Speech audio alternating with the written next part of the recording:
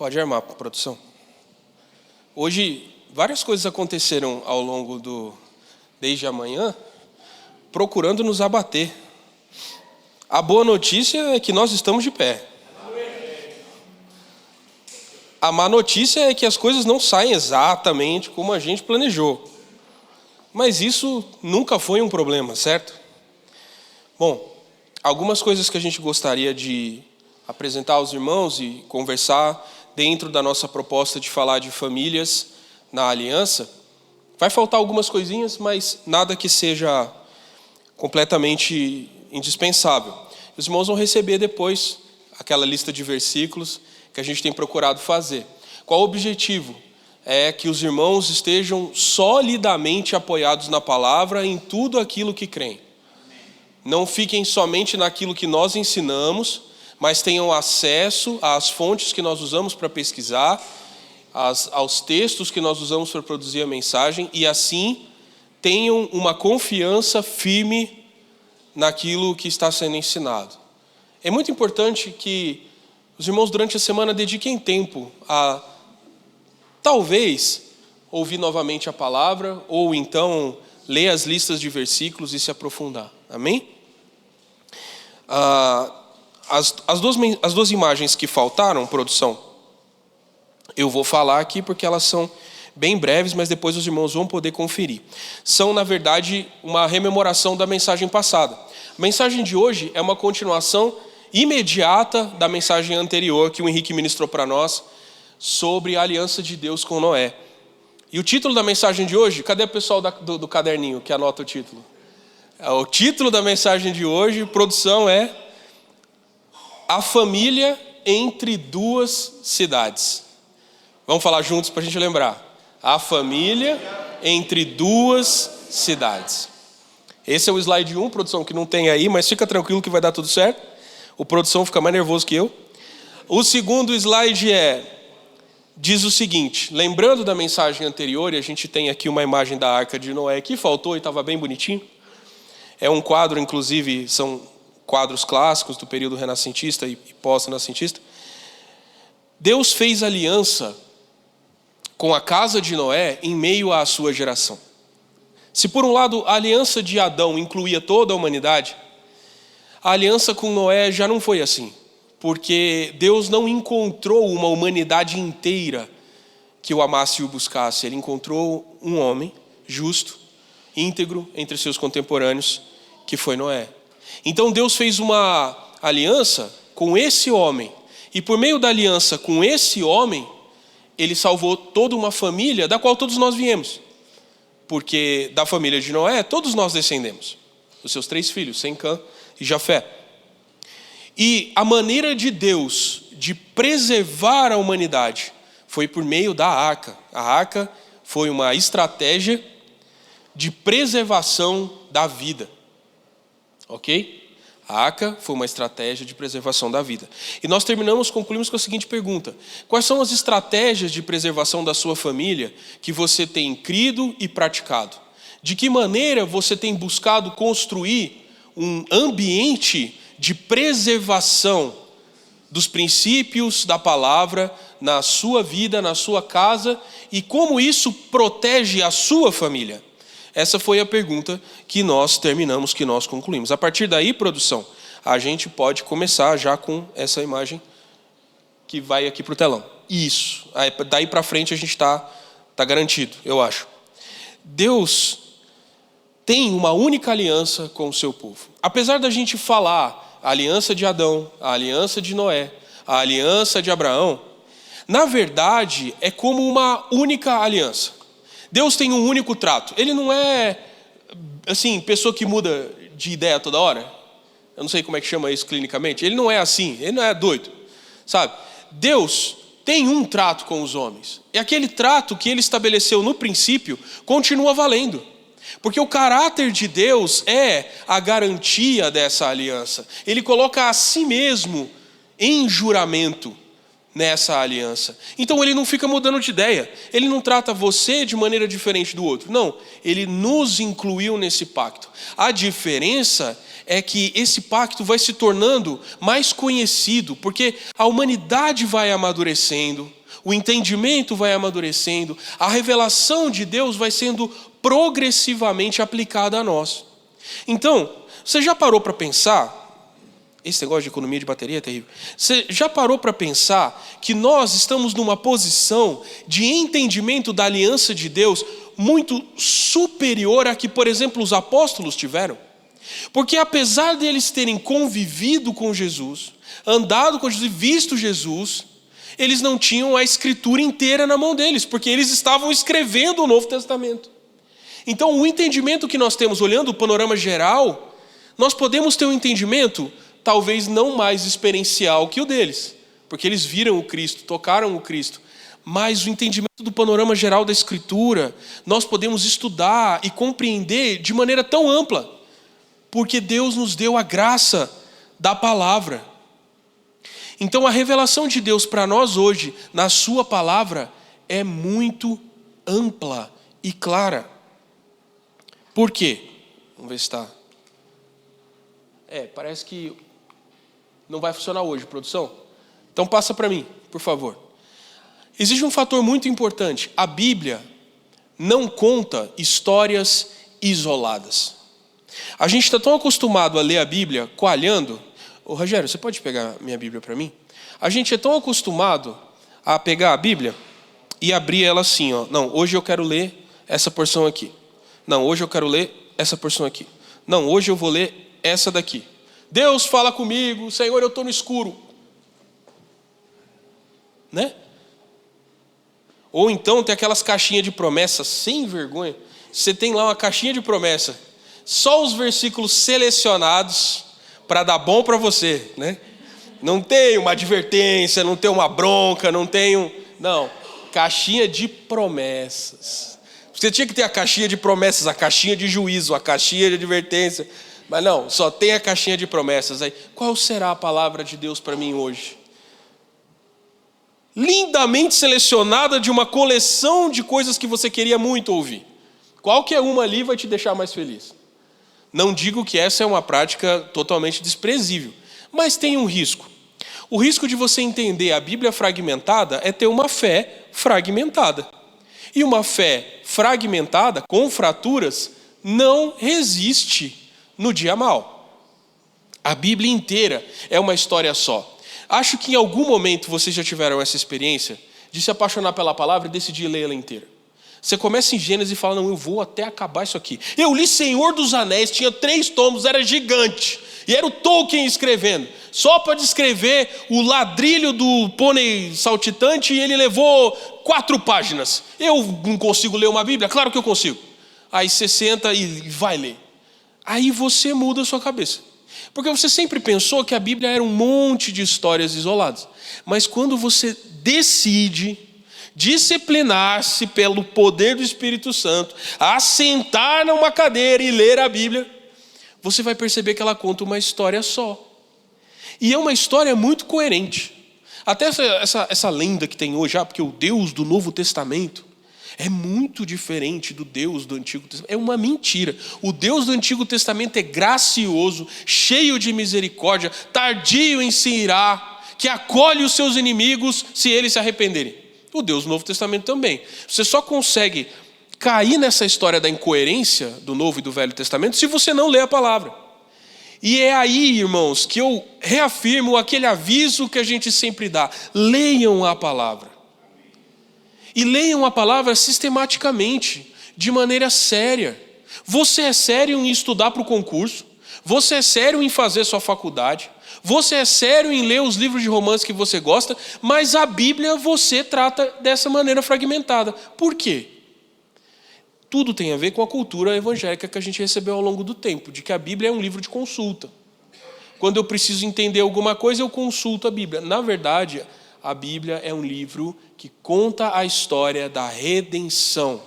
E nós somos aqueles que estão vivendo a colheita de todo o trabalho de Deus registrado na Escritura. Nós somos bem-aventurados, porque hoje nós podemos receber essa graça completa de Deus. Falta uma coisa, que é a manifestação do Filho. E que está para acontecer, glória a Deus. Vamos ver se agora vai. Não vai mesmo, né?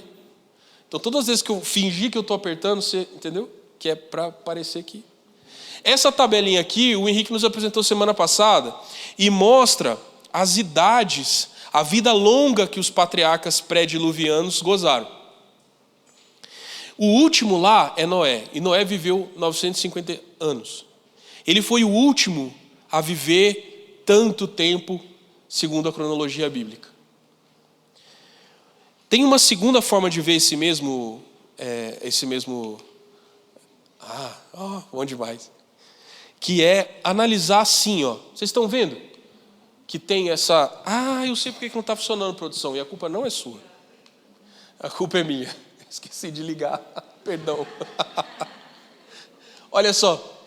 Aqui, você está vendo que... Olha essa tabela aqui, ó. Olha esse comprimento. Como é longo. Adão, Sete, o próprio Noé. Como ele vive. Mas após o dilúvio, o tempo de vida se encurta abruptamente. É notório, né? É um encurtamento assim. As coisas começam a acontecer muito mais rápido. E as pessoas começam a viver muito menos.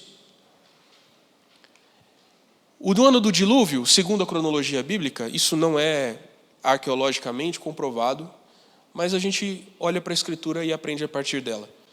Ele aconteceu no ano 1656, há alguma divergência, mas é em torno disso, de anos da criação do mundo. Então, diferente de antes de Cristo, depois de Cristo, que a gente conta antes de Cristo é negativo, depois de Cristo é positivo, aqui a gente está contando desde a criação, do ano 0, do ano 1 aqui, certo? E aí aqui, ó, 1656 anos da criação. Meu Deus, eu tenho que lembrar disso, desativar esse negócio. Só que, imediatamente após isso, aqui, aconteceu um rumo muito diferente na história humana. A história humana deu uma guinada muito rápida. Esse camarada aqui é um rei acadiano, chamado Sargão I. Ele é acreditado a ele a unificação de um dos primeiros impérios da história humana, o Império Acadiano, que teve sua sede numa cidade chamada Babel, na Babilônia. Eles foram os primeiros babilônicos. Depois deles tiveram os neobabilônicos, dos quais Nabucodonosor é um rei muito famoso. Mas antes desse segundo império babilônico, houve um primeiro império babilônico, situado ali, ó, tá vendo onde tem o marca ali? Aquilo ali é a planície de Siná. Se você abrir a sua Bíblia em Gênesis capítulo 11, você vai ver a descrição exata disso. Gênesis 11 fala que os homens estavam caminhando, vindo do Oriente, e eles entraram numa planície entre dois rios, a planície de Siná, só achar aqui Gênesis 11, e nessa planície eles decidiram habitar. E aqui, você pode ver no detalhe, tá vendo? Várias cidades se edificaram nessa região. Essas cidades, em Gênesis 10, você vai ver os nomes delas. Você vai ver no versículo 10 do capítulo 10, Babel, Erec, que é Ur. E Ur é uma cidade importante porque quem é que nasceu em Ur? Abraão. Abraão nasceu em Ur. Então, Babel, Ur, Acade e Calné, todas na terra de Sinar. Por que essas cidades são importantes? Bom, todas elas foram edificadas por uma mesma pessoa, que é o rei Nimrod, e que, quando tenta se conciliar arqueologia, historicidade com o relato bíblico, parece que Sargão I é o cara que se encaixa mais ou menos nessa descrição e que o período histórico faz sentido. Esse Sargão I pode ter sido o famoso rei que edificou Babel, Nimrod. Quando você olha para o versículo 25 do capítulo 10, tem uma afirmação muito curiosa. Fala que a Eber nasceram 2 filhos. O nome de um foi Peleg. Está aí uma sugestão de nome para você colocar no seu filho. Porque em seus dias se repartiu a terra. O que quer dizer a terra foi dividida. Passados cerca de 100 anos do dilúvio, os homens ergueram Babel. Lembra que a gente mostrou a cronologia dos pré-diluvianos? 1.600 anos para o dilúvio, 100 anos para Babel. Não é uma diferença muito grande? Bom, a gente está cozinhando, certo? A gente está está cortando os ingredientes para fazer a nossa refeição. Esse camarada aqui, o Peleg, o nome dele quer dizer divisão. Nos dias dele, a terra foi dividida. Esse versículo, os estudiosos acreditam ao fato de que foi nos dias de Peleg que as nações da terra se espalharam e foram divididas pelo evento que nós chamamos de Torre de Babel. O que é a Torre de Babel? Ela é muito diferente daquilo que nós vimos nas semanas anteriores, da rebelião de Caim. Caim odiou seu irmão, se levantou contra ele e o matou. Deus o julgou. E o que ele fez? É pesado esse julgamento. Vou viver longe da tua presença. Se afastou de Deus e edificou uma civilização distante de Deus, que contaminou a terra com a sua violência. Mas não é mencionado em momento algum idolatria por parte de Caim. Não havia outros deuses. Eles talvez não estivessem mais vivendo na presença de Deus, mas eles não tinham outros deuses para si. Há um Deus que nos criou e que não gosta da gente. Vamos viver longe dele. Viver como? Com violência, exploração, sem vergonhice. Porque a gente é mauzão. Mas Deus está lá e nós estamos aqui. A gente só está de costas. Em Babel, a rebelião é diferente. Primeiro que ela é deliberada. Quando você olha para os versículos, eles falam, venham. Eles reúnem o bonde. Eles falam assim, não é uma coincidência a gente se encontrar aqui, não. Vamos nos juntar aqui. Vamos nos juntar? Vamos fazer uma cidade? Segundo, ela é global. Talvez não tenha sido a humanidade inteira, que apesar de não ser tão numerosa nesse período, já tinha lá suas montantes de pessoas. Talvez não fossem todos. Mas o projeto da cidade era um projeto global. Eles queriam edificar uma cidade para não ser espalhados, para não se enfraquecer, se reunir debaixo de um único nome, e toda a humanidade afluiria para aquele centro. Então era um projeto global. Era deliberado, eles planejaram isso, era global, porque eles pretendiam ser a única cidade, e ele era um projeto religioso. Por que ele era um projeto religioso? Ele não era só social, não era só cultural, ele era religioso. Porque a Torre de Babel era algo, ao contrário das ilustrações anteriores que mostravam uma torre, cônica e bem alta, é pouco provável que ela tenha tido esse desenho. A Torre de Babel era o que os acadianos e os babilônios chamavam de zigurate. O zigurate, a palavra zigurate quer dizer lugar alto. Quer dizer, é uma montanha artificial. Os povos antigos acreditavam que as montanhas eram lugares de ligação entre o céu e a terra. Mas as montanhas eram naturais. Tinham sido feitas por Deus. Eles queriam ser capazes de controlar isso, o lugar da manifestação da divindade. Então eles ergueram montanhas artificiais. Fizeram plataformas largas e menores, de maneira que eles pudessem alcançar o céu. Quando a Bíblia fala alcançar o céu, não é legitimamente a altura das nuvens. Não, é alcançar o lugar onde a divindade se expressa. O céu aqui é esse lugar da presença de Deus. Quando a gente está adorando aqui juntos, está cantando, Ele virá, soberano, não parece que o céu desceu? Não é porque as nuvens estão aqui, é porque a gente subiu para o céu. O céu é a presença de Deus. Mas o que eles estavam buscando era um céu artificial. Era um outro Deus. Eles queriam erguer um lugar para um Deus morar. Mas não o Deus que tinha feito as montanhas. Era uma montanha nova. Era uma montanha feita pelo homem, edificada pelo homem. E nem com pedras naturais ela era feita. Ela era edificada com tijolos. Tudo naquele reino era artificial. Era deliberado, rebelde e artificial. E o Deus deles não era o Deus que tinha feito as montanhas. Era o Deus que habitava aquela montanha. Era o Deus daquela cidade. Era o nome daquele rei.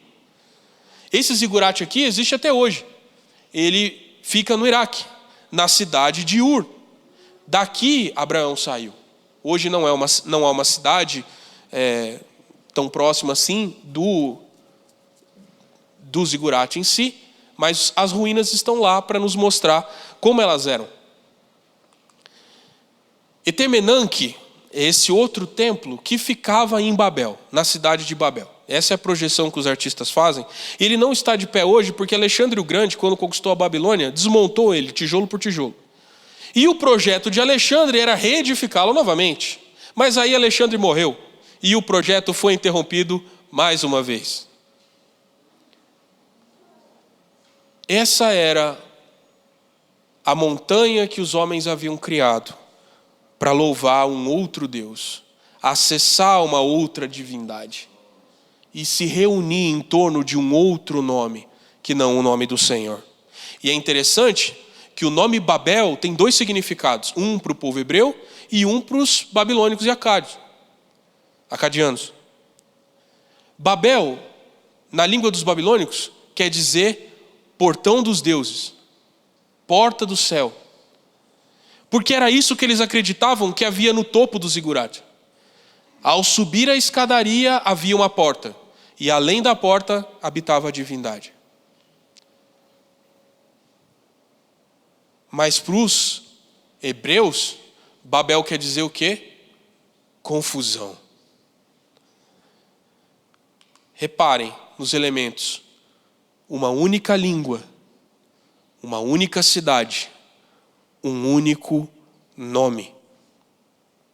O texto bíblico nos faz entender que esse único nome, nós não sabemos qual é. Por quê? Nimrod não é um nome próprio. Nimrod é um nome que o texto bíblico dá para esse personagem baseado no que ele fez. Ele é o rebelde. Nimrod quer dizer, vamos nos rebelar. E nenhum pai colocaria um nome desse no filho, imagina. Rebeldinho da Silva. Né? Não cola. O filho já ia crescer com isso na cabeça. Rebeldinho. Sou quem você? Rebeldinho. Pai de Rebeldinho Júnior. Não era isso. Frequentemente o texto bíblico altera nomes ou dá nomes que são a identidade da pessoa. O nome dele nós não sabemos. Talvez tenha sido Sargão? Não sabemos, não temos como afirmar. Mas nós sabemos o que ele fez. Ele foi o fundador de Babel. Ele foi o edificador de uma civilização que deliberadamente se reuniu em torno do nome dele para que ele fosse grande, ele fosse o Deus além da porta, ele fosse o elevado acima de todos. Para que os homens não sejam espalhados. Para que Deus não precise ser louvado. O mais interessante de tudo isso é o projeto. É um projeto de rebeldia contra Deus. Foi pensado para isso e levou 3 gerações. 100 anos. 3 gerações. Deus havia acabado de julgar o mundo.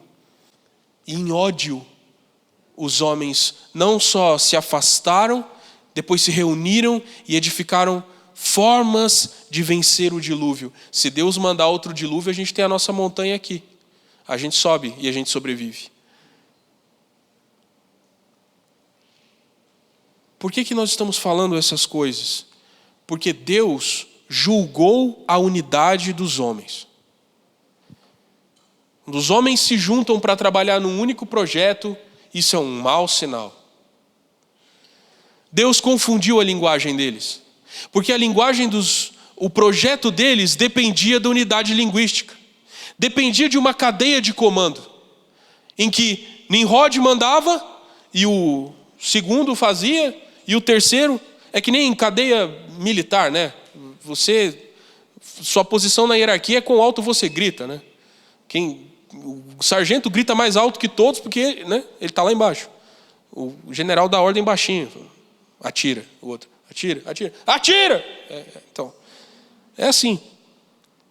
Deus rompeu o entendimento deles, porque já que não há linguagem unida, não há projeto que possa prosperar.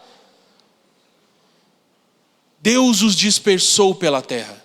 Eles intencionalmente se reuniram, porque Deus havia mandado multiplicar, progredir, ir para longe, espalhar. Mas eles decidiram fazer o contrário. Quando Deus impede o projeto, eles são forçados a se espalhar. E aí, eles param de edificar a cidade. Ué, Davi, mas o Império Acadiano não se ergueu? Sim, se ergueu. Mas nunca mais foi um projeto só. Porque quando Deus rompeu a unidade da humanidade em torno de uma única língua, de uma única figura, cada nação passou a ter seu próprio projeto. Os homens continuaram rebeldes, eles continuaram idólatras. Só que cada povo agora elege seu novo herói divinizado. E os projetos de poder entre esses heróis se anulam. Levanta um país poderoso, levanta outro país poderoso. Eles entram em guerra para ver quem é o mais poderoso. E da somatória da guerra, os dois ficam fracos. Então, a divisão de projetos de poder cancelou a unidade entre eles. E agora, a terra não consegue ter um projeto de poder só. Me diz aí, o que nós estamos vendo hoje? Um mundo dividido em 3 polos.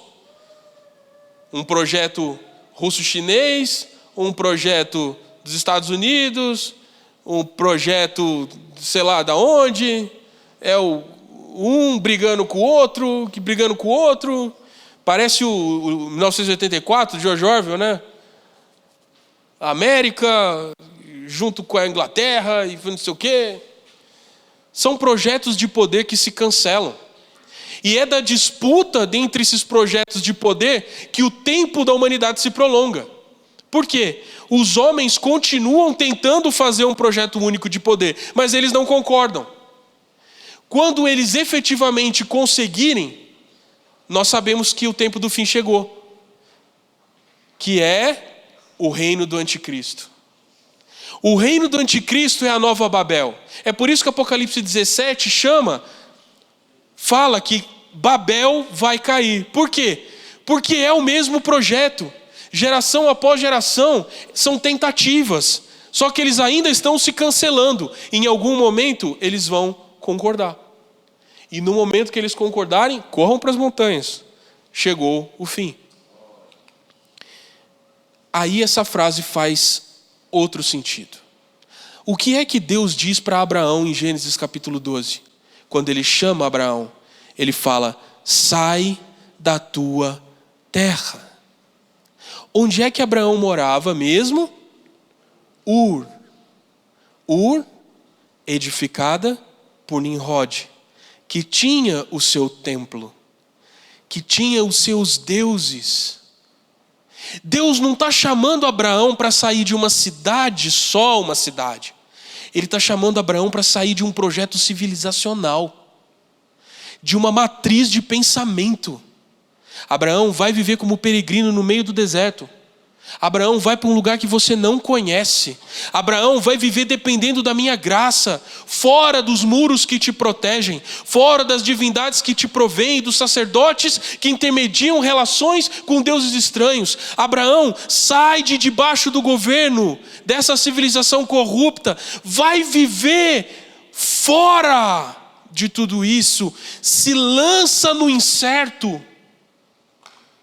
É outra parada. Quando você ouve desse jeito a história, você entende que o pedido de Deus para Abraão, a ordem de Deus para Abraão, não era só, está muito cheio aqui, vou morar em outro canto. Não é, abandona a cosmovisão de Babel, que Ur também tem, e adota a fé como estilo de vida. Abraão nasce e cresce num contexto de idolatria e de segurança dentro dos muros de Ur. Mas Deus ordena que ele caminhe para longe. É por isso que ele é chamado de amigo de Deus. Ele recusou outras amizades para se aliançar com Deus somente. Ele recusou a segurança de Ur para andar pela fé nas regiões desérticas, conduzindo lá sua família, conduzindo lá seus rebanhos. Abraão foi próspero? Foi, mas não foi fácil para ele ser próspero. A prosperidade de Abraão também veio da fé, em Deus fazê-lo caminhar por fé e prosperá-lo nisso. E a história que nós lemos em Gênesis 12 é essa. Essa mensagem se conecta diretamente com outras 3. Não só com a anterior, do Henrique, mas também com uma que nós ministramos no começo da série, e com aquela mensagem de Atos 2, que a gente falou no passado. Eu acho que a gente vai ter que fazer, a produção do salão, não a produção lá de dentro, que a gente vai ter que achar esses links e compilar para os irmãos entenderem que isso aqui é um panorama mais amplo um pouco. Lembra que o juízo de Deus foi misericórdia dele. Porque se a humanidade tivesse continuado trabalhando naquele projeto, não havia limite para quão maldosos eles podiam ser. Quão opressivos os servos de Nimrod seriam. Você acha que o mundo está mal? O mundo não está pior, porque Deus tem cancelado os projetos de maldade dos reis impiedosos. Ele vai fazer de novo. É questão de tempo. Abraão recebeu o que a gente pode chamar de proto-evangelho. Abraão foi eleito pela graça. Em uma terra de ídolos, em completa ignorância para com Deus, Deus aparece para ele e fala: vem, vai para onde eu estou te mandando. O que Abraão fez para receber essa eleição? Não sabemos. O que você fez para ser escolhido por Deus e ter fé? Nada. Eu não sou digno da graça que me alcançou, conforme nós falamos ontem. Mas eis que aqui estou. Deus me escolheu e me chamou para ser seu amigo. Me chamou para viver fora desse projeto civilizacional rebelde contra ele. Abraão errou e pecou muito ao longo de sua vida. Ele é um péssimo modelo de marido. Ele é um pai terrível. Mas foi justificado pela fé. Porque creu em Deus, obedeceu a Deus, ele foi justificado. Da mesma forma que nós somos justificados pela fé. Não nos aproximamos de Deus baseados na nossa justiça, e sim na promessa que ele nos fez de perdão e graça. E mais, ele recebe a promessa de que o seu descendente, que ele não gerou por força própria, porque ele já era velho e sua esposa estéril, ele não era capaz de gerar, e mesmo assim, ele gera Isaac, de Isaac Jacó, de Jacó Judá, de Judá Davi, de Davi Jesus. O descendente prometido por Deus, o Espírito prometido, a bênção para todas as nações, foi dado a um homem que não sabe por que foi escolhido e que pecou sua vida toda, mas confiou em Deus para obedecê-lo. Essa história é bem bonita. Abraão procurava a cidade que tem fundamentos, da qual Deus é o arquiteto e edificador. Ele saiu do projeto de cidade que tinha por arquiteto um rebelde, e partiu em busca daquela cidade que Deus lhe daria. Porque Jesus é o verdadeiro rei de todas as nações. Ele é a porta para a vida eterna. Não é Babel que tem o portão para os deuses. É Jesus, eu sou a porta. Não é isso que ele diz? Se nós queremos conhecer Deus, aonde nós devemos ir? A Cristo. Qual o nome que ele tem? O nome que está sobre todo nome. Ele não é o caçador de homens, como Nimrod, o poderoso caçador que afrontava a Deus, o escravizador de homens. Ele é o bom pastor. Ele nos ensina a amar os nossos inimigos, perdoá-los, interceder por eles. Porque quando nós éramos inimigos, ele nos apacentou com sua bondade e nos trouxe. E diferente de Nimrod, que é o rebelde, ele é obediente ao Pai. Que rei você quer? Que rei você quer? O rei obediente, humilde, manso? Ou o rei pagão, rebelde e cruel? Não responda essa pergunta de maneira leviana. Porque o mundo não ama Jesus. O mundo não ama os mansos. O mundo não ama os obedientes. O mundo ama os poderosos. Aqueles que se garantem na força do braço. O mundo ama os violentos. O mundo ama os sagazes.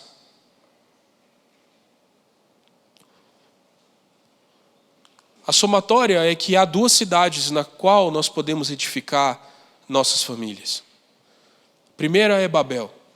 O projeto civilizacional de Babel é movido, é unido pela força e pelo medo. O reino de Cristo é unânime pelo Espírito. Babel depende de uma única língua, mas no reino de Cristo todas as línguas são santificadas. Em Babel, eles terminam dispersos, porque Deus não aprova o projeto deles e Deus destrói o projeto deles. Mas a Nova Jerusalém é a reunião dos povos. Deus converge tudo em Cristo.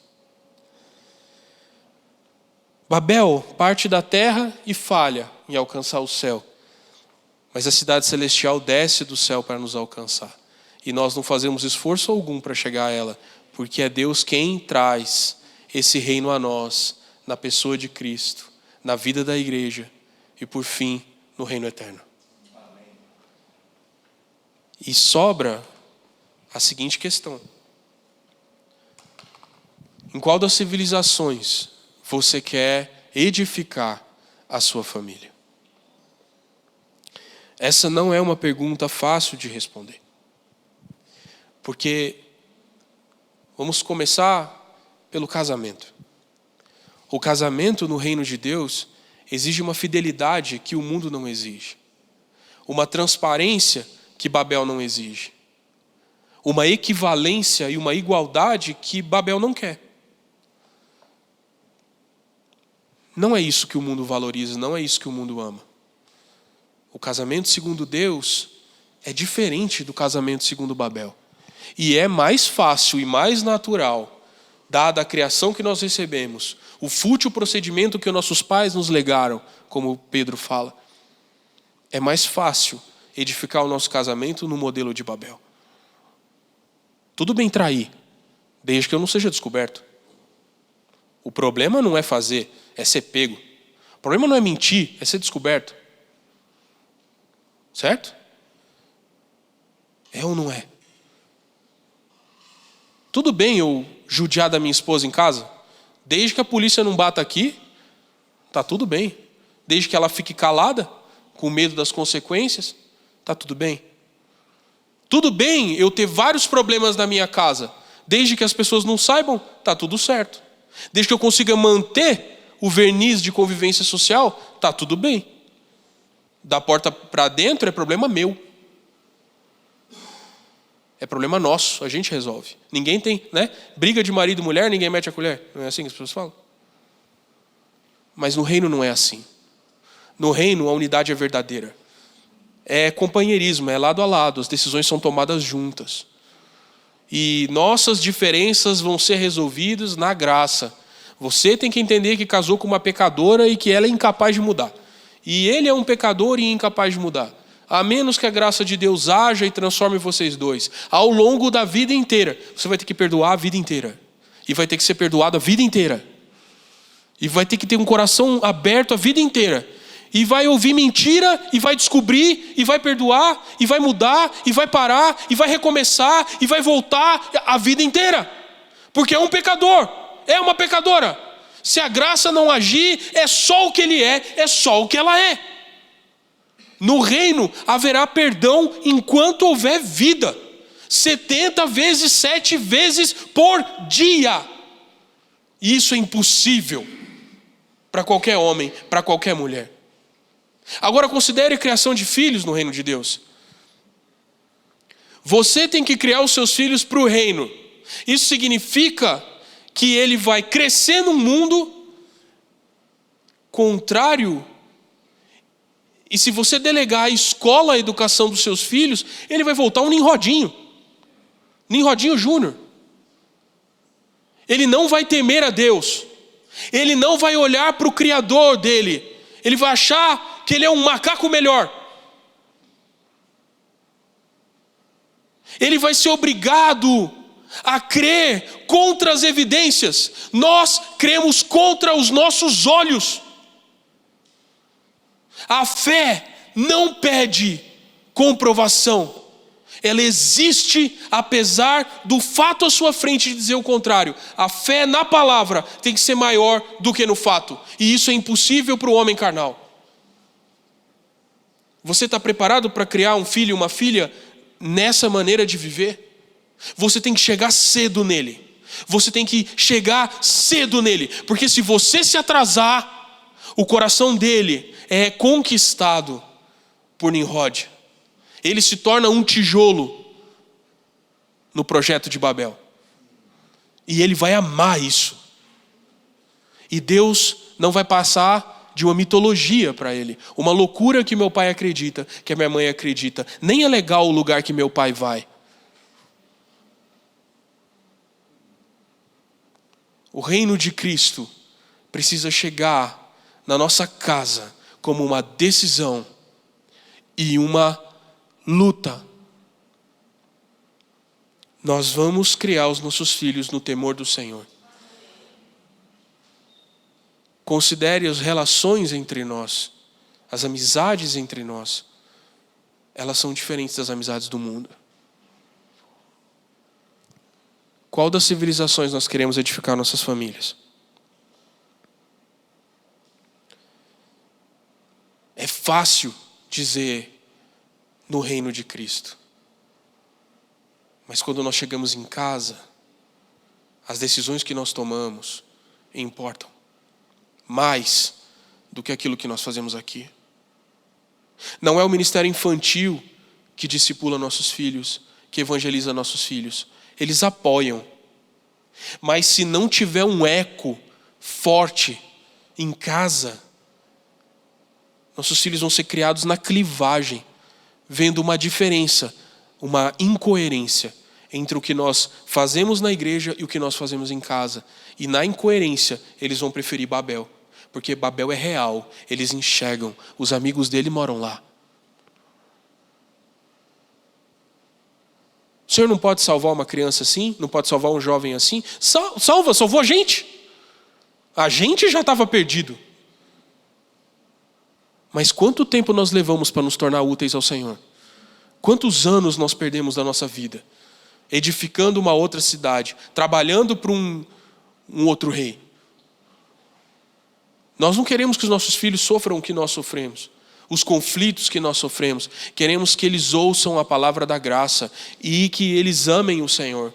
Amem o Senhor. Não é tenham medo de Deus, é amar ao Senhor, entender a graça de Deus, ser visitado pelo Espírito Santo, ser acolhido pelo Evangelho, ser acolhido pela igreja. Irmãos, o ministério infantil, o ministério de adolescentes, o nosso ensino aqui é um eco daquilo que nós vivemos em casa. Por que demora tanto tempo para o carro pegar na adoração? Não temos o hábito de adorar em casa. Aí quando chega aqui tem que fazer a manivela girar até esquentar o motor, né? Carro, é um Gol 1.0 em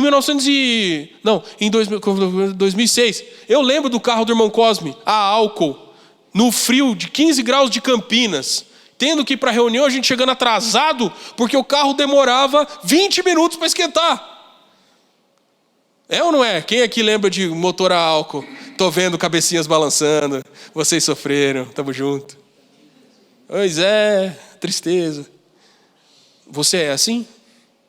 Falou o nome de Jesus, você demora. Vem pela resenha, né? Vem pela resenha, não vem pela graça, não vem pela adoração, não vem. Não, é meu culto público. Eu não vou falhar, não vou faltar à reunião. Porque os meus irmãos estão ali. É o meu sacrifício a Deus. Eu vou ali apresentar o meu corpo. Vou botar a minha garganta para jogo. Se você vê a vida da igreja como um peso, não espere que seu filho ame o Senhor cedo. Porque para ele, a igreja tirou você dele. É muito comum que filhos de pastores, filhos de líderes se afastem do evangelho, porque os pais estão sempre cansados, sempre fadigados, sempre distantes, porque a igreja roubou meu pai de mim. A culpa talvez seja da igreja, que sobrecarrega seus líderes e deixa tudo na mão deles. A culpa talvez seja do pastor, que já está fazendo tudo pela força do braço e perdeu a dimensão da graça. Não descansa no Senhor, não descansa no culto, não descansa na palavra. Para ele virou um trabalho igual a todos os outros. Talvez a culpa seja do coração duro do filho, que não olhou para o que o pai dele estava fazendo, que era por amor a ele. Não temos como saber. Mas se nós pudermos diminuir as chances de criar filhos pagãos, de ter um casamento pagão, então façamos isso. O Senhor não está nos pedindo para resolver as coisas sozinhos. Ele nos deu o seu Espírito, Ele nos deu a sua graça, Ele nos deu a igreja. Se nós não formos fiéis naquilo que Deus nos confiou, que é pouco, por que Ele vai nos dar muito? Ele só nos pede o sábado à noite, Ele só nos pede o domingo cedo. Ele só nos pede a leitura da palavra. Ele só nos pede a oração. Ele não está pedindo algo impossível para nós. E a recompensa é eterna. E já começa agora. Porque quando você vê seu filho, sua filha amando a Jesus, você é o mais feliz de todos os homens. Porque eu sou amigo de Jesus, e eu sei que Jesus é a melhor coisa que já me aconteceu. Eu quero que as pessoas sejam amigas dele também. E se as pessoas que eu mais amo nessa terra são meu filho, são minha filha, são minha esposa, por que eu ia querer eles longe daquele que me faz bem? Eu vou gastar a minha vida em apresentar Jesus para as pessoas que eu amo. Que sentido faz desfrutar da graça e não compartilhá-la? Preguiça? Ignorância? Medo? O que pode te impedir? Que o Espírito Santo não dê jeito? O que falta da nossa parte é empenho, é entrega, é disciplina, é priorização. O reino não é a nossa prioridade, as nossas férias são. Caldas Novas é. Um hotel qualquer é. A gente não acha descanso na presença de Deus, acha descanso longe dele. A gente se programa para sair de perto de Deus, não para vir para perto dele. Sejamos honestos. A gente quer férias onde Deus não está. Ah, mas Deus está em todo lugar. Mas e a sua parte na liturgia? Ah, eu não posso tirar férias agora? Pode, irmão? Claro que pode, pelo amor de Deus, faça isso. Mas lembre-se de priorizar o reino de Deus. É incrível ter tempo com a família. É incrível desfrutar, se alegrar, mas não esqueça de Deus. Não tenha prazer nas coisas que Deus condena. Quando você vai fazer um churrasco com a família, coisa boa, faça. Um churrasco é bom demais, me chama. Mas dependendo do que vai tocar lá, não me chama não. Dependendo do que você vai fazer lá, não me chama não. Dependendo do que você vai beber lá, não me chama não. Dependendo de como você vai se comportar, não chama a igreja não. Porque dá para ser feliz, dá para se alegrar, dá para comer uma carninha, dá para ficar feliz sem pecar. Só que por algum motivo a gente tem um Nimrod Júnior dentro de nós. E a gente quer aquilo que nos proibiram. A gente quer aquilo que nos tomaram. Deus é tão ruim, não deixa nem eu dar uma bicadinha. Deus é tão ruim, não deixa nem eu ouvir um funkzinho imoral aqui, proibidão. Tem um demônio dentro de nós que adora ofender a Deus. Enquanto o Senhor não quebrar isso, a gente vai continuar servindo a dois senhores, preferindo um e aborrecendo o outro. Nimrod e Jesus. E aí a gente quer o benefício da graça. A gente quer vir para o culto e sentir uma vibe. Quer receber um perdãozinho, um cafunézinho. Mas o compromisso com Deus é daquela porta para cá. Lá, você fala assim, não, Senhor, tá de boa, aqui eu toco.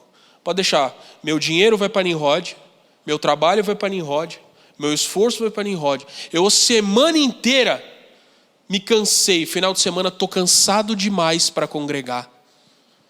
Está com dor de cabeça, está ansioso por causa do trabalho, não por causa de Deus. Mas deixa de frequentar o culto.